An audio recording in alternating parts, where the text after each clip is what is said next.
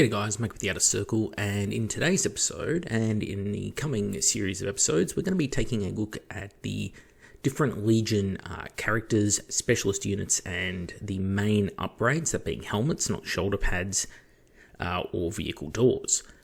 So, we're going to kick off with the Dark Angels, and essentially work our way through. Emperor's Children will be next. So first off, the old Dark Angels Legion Heads upgrade set.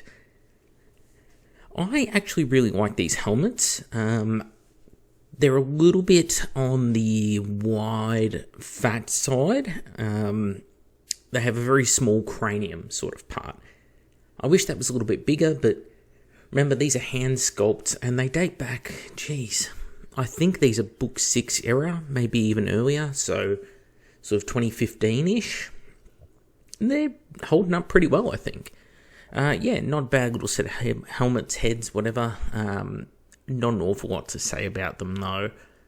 So, the one thing I think that was really good on them was the helmets that have, like, the center helmet down the middle here has a really good sort of knightly look about it with the styling, whereas the helmet, say, to the left of it looks more like something that the Death Guard would have, as does the one on the top right.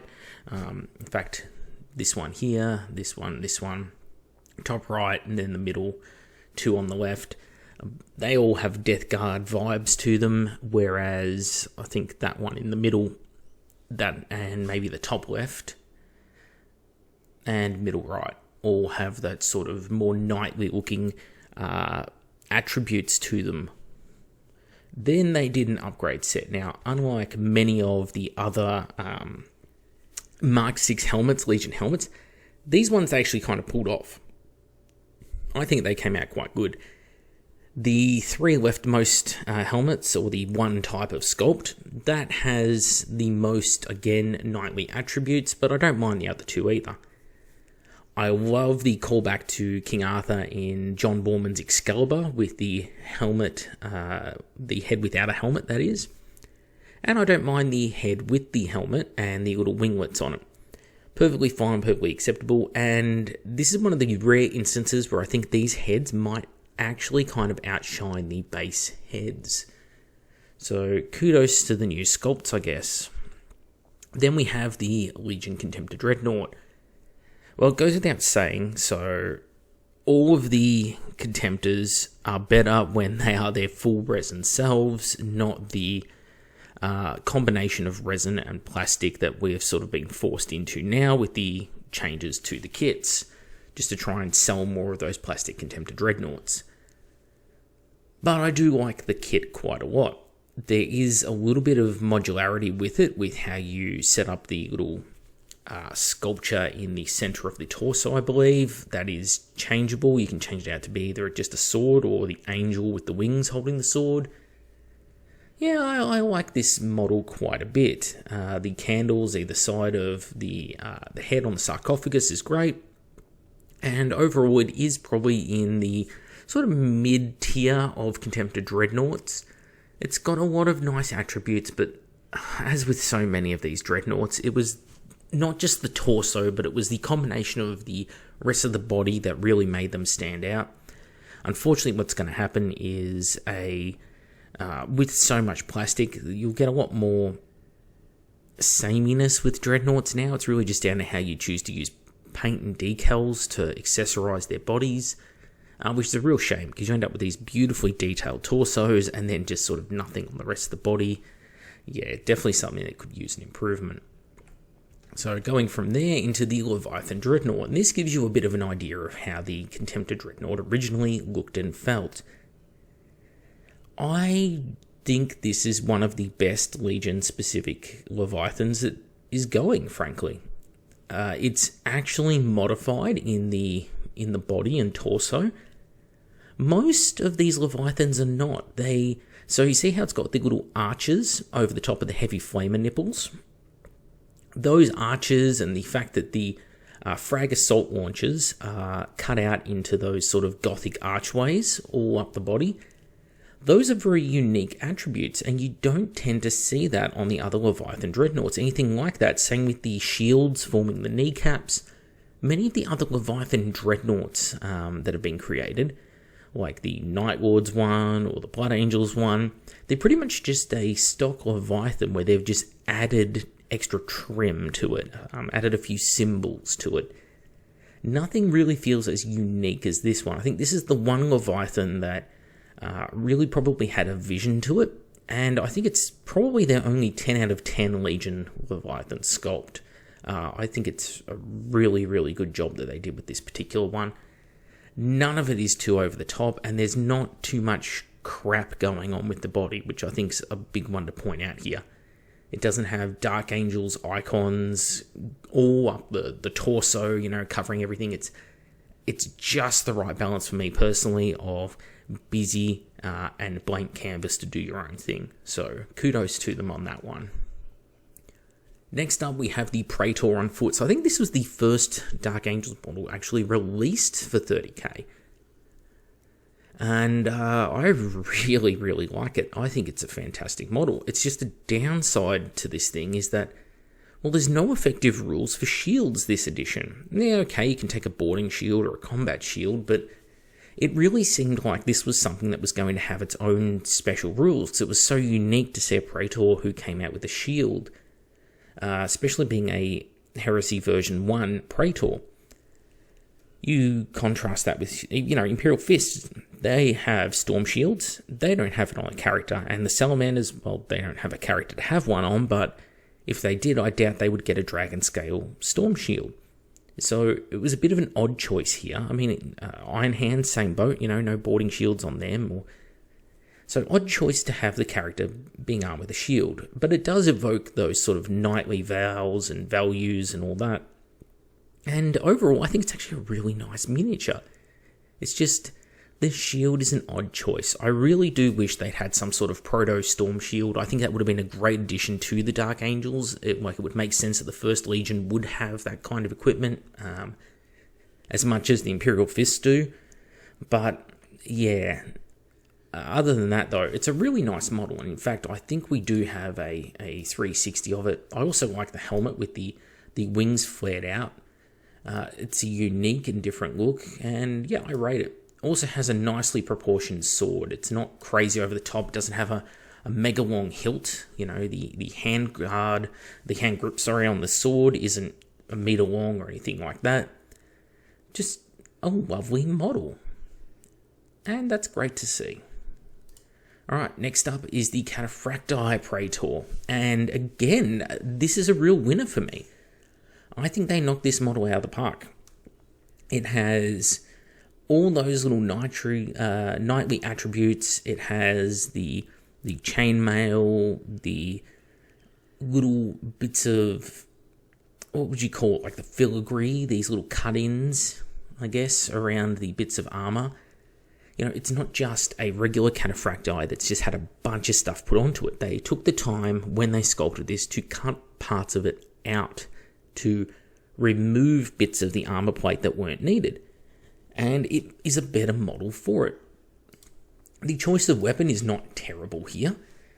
And the pose, there is enough of each arm exposed that is not actually the worst thing in the world to convert. You can just do a straight line cut above the elbow and below the elbow, I should say, on either side of this miniature to change the arms out while still keeping the shoulders and the bits of cloak all intact.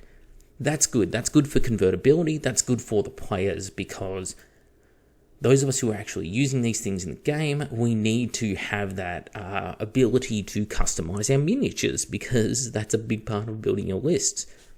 And this one is, again, a fantastic balance of detail versus still having a bit of blank canvas, still not being too over the top, and not being too undercooked at the same time. It's sort of hard to really define these qualities. The sword is also pretty well balanced. It's clearly just big enough for two of his hands to grip the sword, and the length of it is not so great that it looks weird being held in one hand. So another win there. Alright, so what have we got up next? We have the Dreadwing Interemptors.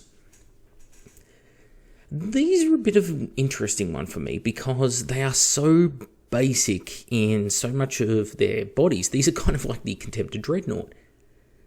They almost have stock Mark III legs, stock Mark III arms, and then just randomly have like interesting heads and torsos. So, yeah, it's a bit of an odd choice there.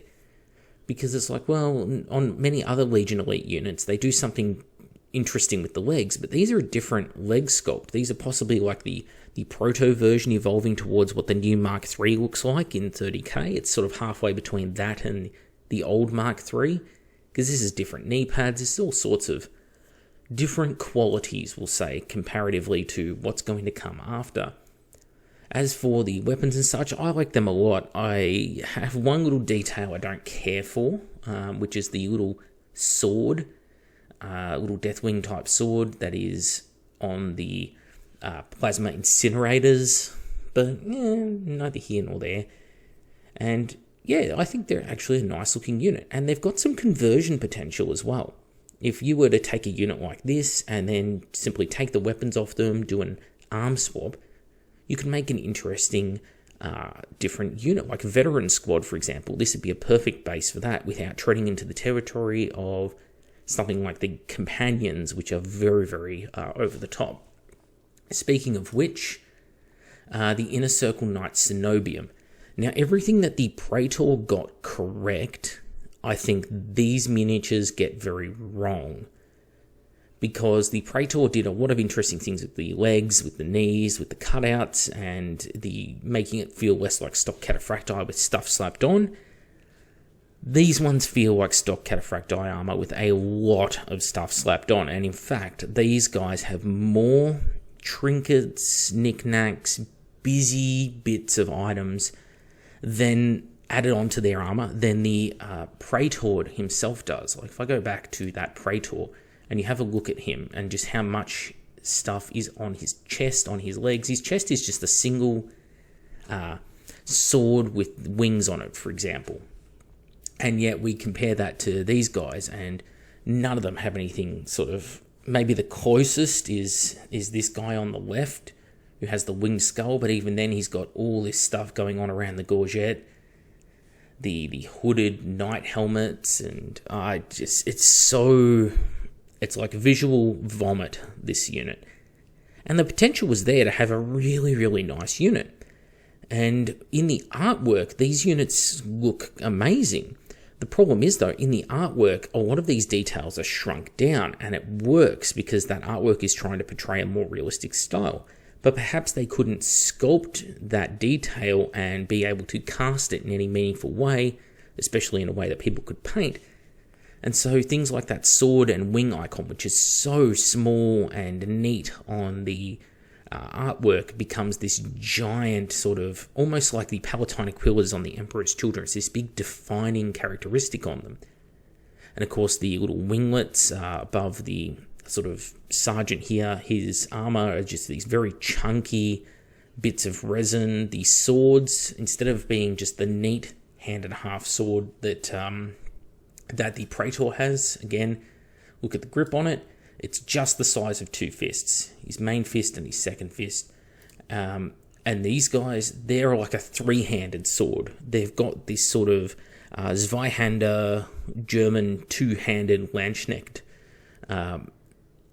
sword length handle, but the blade on it is just a regular power sword's blade length. They're meant to be these giant tyrannic great swords, these big two-handed things, but they're just a regular sized blade with a comically oversized hand grip. So that never was something that appealed to me, and there's a lot of issues with the squad because of that. It's just busy, it's visual diarrhea, and it would have been so nice if they just made this Praetor and made just 5 or 6 different sculpts for it, and that would have worked better, I think, than what they ended up with here. This is definitely the worst thing in the Dark Angels lineup.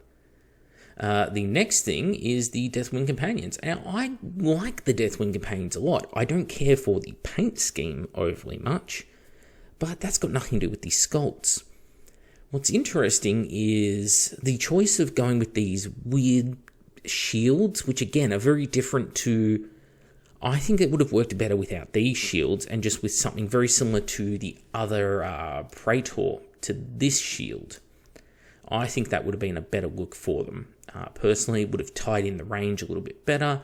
But the shields they ended up with, they work. They work. It's just, could have been a 10, ends up at about a 7.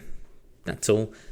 But unlike the Cenobium, these are the right amount of busy. And in fact, if you paint these guys in a slightly more conservative scheme than this, it really allows them a chance to shine as sculpts.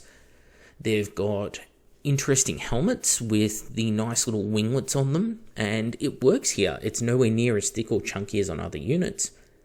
They've all got the right sort of look and feel about them. The only thing I would say it's probably a detraction from this point would be that the actual cross guards on these swords are massive. The big, thick diamond cross guards on all of these guys, which are kind of a little bit underwhelming. But they're easy enough to convert. There's a lot of stuff you can do with them. And in fact, the bottom left one with his right knee raised up on the tactical rock is, I think, one of my favourite pieces of conversion fodder for any Legion, but especially for Dark Angels, of course, because he's very easy to convert for Dark Angels.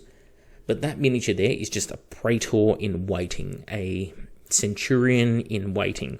And thanks to the ability to do a few arm swaps and a quick head swap, you can end up with a fantastic stylized Legion unit by doing that.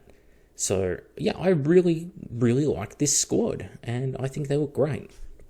Just a pity that there is not many other weapon options. You sort of don't get a lot in the kit itself when it comes to customizing the squad or really making them into the Deathwing Companion squad that you really want to be running as your HQ choice.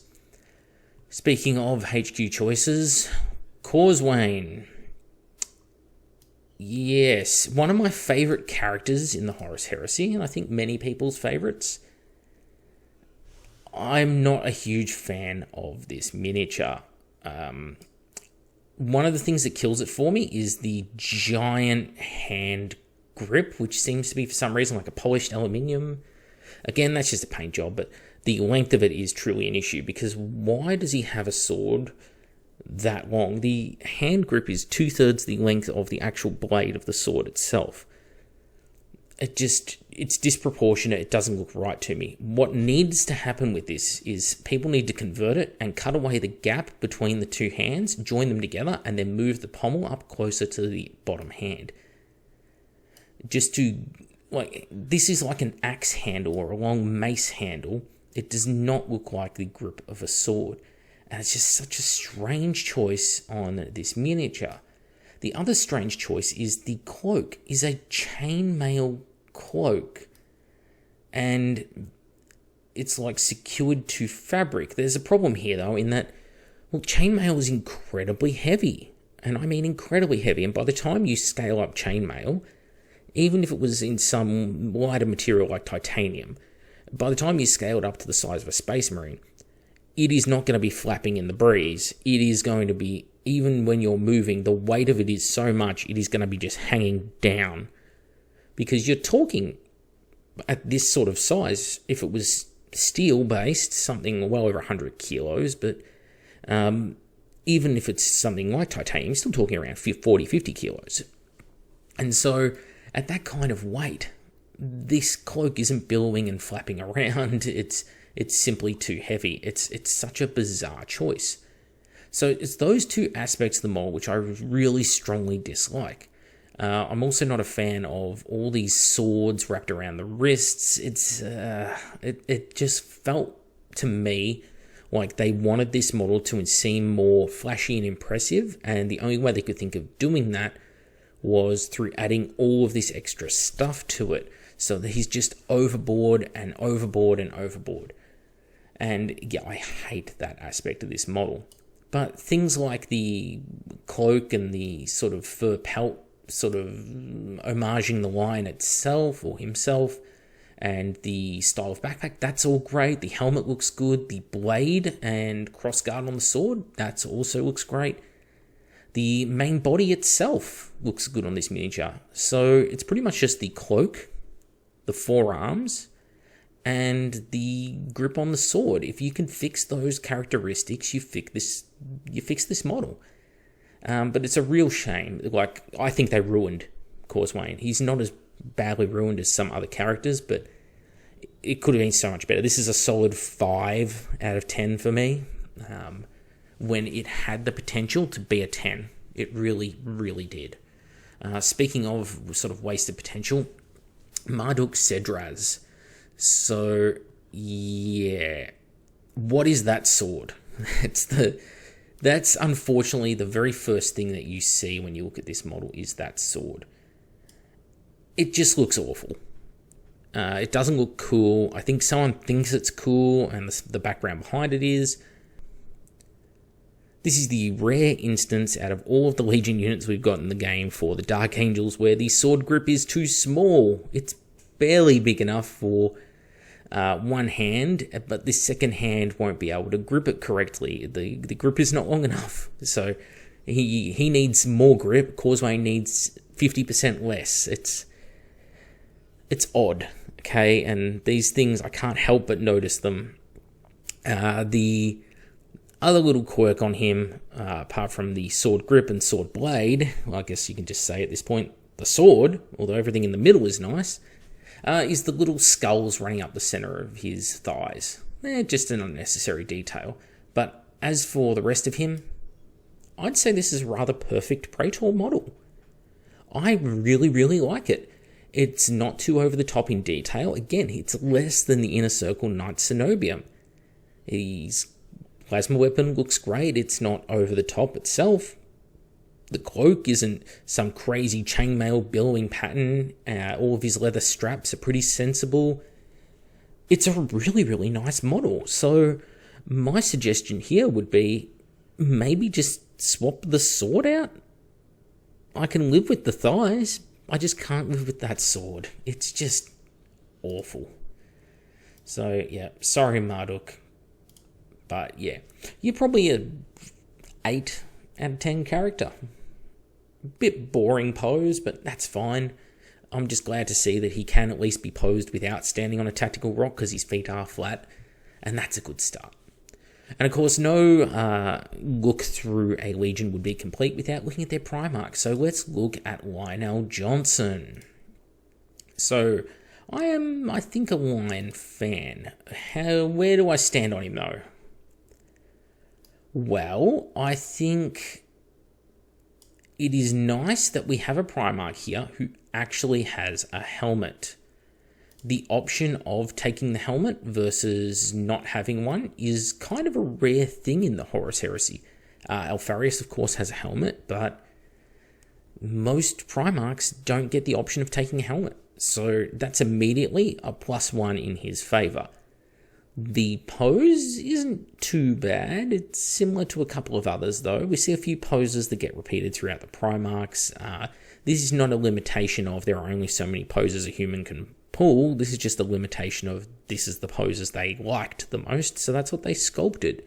And Simon Egan is an incredibly talented sculptor. I believe he is the one who sculpted the Lion, and in fact sculpted many of the Primarchs. He has a lot of the attributes from like the artwork, like the little spikes on his elbows is one of those attributes where it's like, okay, it's artwork appropriate, but it's kind of dumb. But then again, I'm a Magnus the Red fan, so I can't really complain about dumb spikes in weird places. The funny thing about the Lion is he actually has a lot less detail going on than things like the Inner Circle Knight Cenobium. So can we say that they're coping yet or something? He has just a perfect amount of detail. His knees have the little bit of heraldry, but his legs are very plain. Just a little bit of trim going on there. He has a lot of his more interesting stuff going on around the belt line, the belt buckles and the scabbards. That's all cool. I'm totally happy with that. And it was possible, and I did manage to magnetize both weapons on him and both scabbards on him, as well as the head and helmet options. So my Lionel Johnson can do any of those things, which is great for me as the player. And I really like how he sort of was pulled off. I love these twin nacelle backpacks that they do on Primarchs. They always look good. I don't think I've seen a bad one yet. nor do I think we will see a bad one. The Lion Pauldron looks great, and as does the Dark Angels Legion iconography all over the left pauldron. The head also looks really good. Interesting choice that they decided to give him the beard. But, it makes sense. But it's interesting they didn't give, Russ one, or they didn't give Dawn a mustache. And for some reason, Jagged-Eye Khan doesn't have the big Fu Manchu.